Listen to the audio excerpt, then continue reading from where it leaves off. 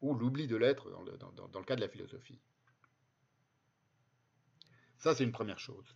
D'autre part, je vais vous faire entendre aussi qu'est-ce que c'est un petit peu que le mode comment dire, de déploiement de la pensée de Heidegger. Ce sont des phrases relativement simples. Bon, là, je les ai lues, vous êtes devant un écran, donc ce n'est pas nécessairement le meilleur moyen de s'y confronter. Il faut les lire noir sur blanc, il faut aller doucement, il faut essayer à chaque phrase de Heidegger de se demander de quoi il parle.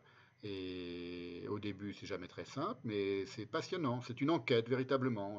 J'ai souvent eu cette impression, moi, depuis que je lis Heidegger, qu'on suit un détective qui questionne et qui enquête, et qui, à chaque fois qu'il pose un mot, ou une expression, ou une locution, lui donne la définition qu'il veut lui donner pour qu'on comprenne de quoi il est en train de parler. Ce que ne font jamais les autres. Jamais, y compris lorsqu'ils parlent de Heidegger. C'est ce que moi j'appelle la pensée du mot à mot.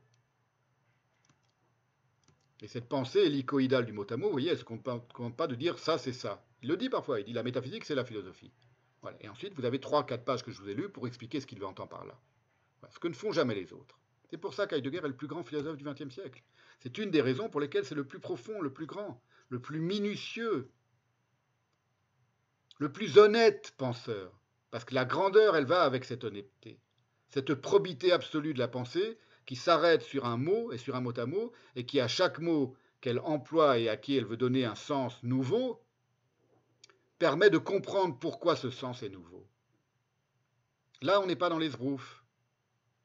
On n'est pas dans les sbroufs à partir du moment où, à chaque fois que vous faites un pas, vous examinez le pas que vous venez de faire, et parce que c'est toute la métaphore du cheminement chez Heidegger, elle correspond à ça aussi. C'est le cheminement de la pensée. Une pensée, elle doit cheminer.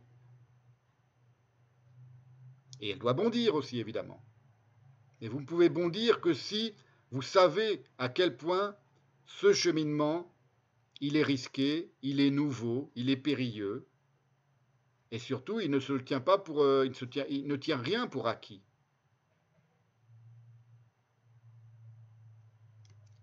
C'est du hors-piste, la pensée. Prendre un autre domaine métaphorique. C'est toujours du hors-piste. Voilà. Et lorsque les gens se prononcent par écrit, ou ne parlons même pas par oral, mais par écrit sur Heidegger, on voit tout de suite s'ils sont sur la piste verte, sur la piste bleue, sur la piste rouge, sur la piste noire, et même sur la piste noire, s'ils sont encore sur une piste. Et cette piste, elle a elle-même ses tenants et ses aboutissants et ses impensés, d'une part, et ses entourloupes. Alors que la véritable pensée, et principalement celle de Heidegger, c'est du hors-piste. Mais c'est du hors-piste qui vous guide à sa suite. Si vous faites comme je viens de faire, si vous lisez tranquillement, délicatement, doucement, en essayant de comprendre mot à mot ce qu'il est en train de vous dire. J'ai pris le temps de vous lire ces quelques pages de Heidegger pour que vous compreniez la différence de niveau maintenant avec ce qu'on va voir d'un McCulloch. La sous-pensée merdique de ce McCulloch qui est censé être le grand génie de la cybernétique d'après Erich Earl. Au point qu'il en a fait un article de 25 pages pour les mettre en vis-à-vis.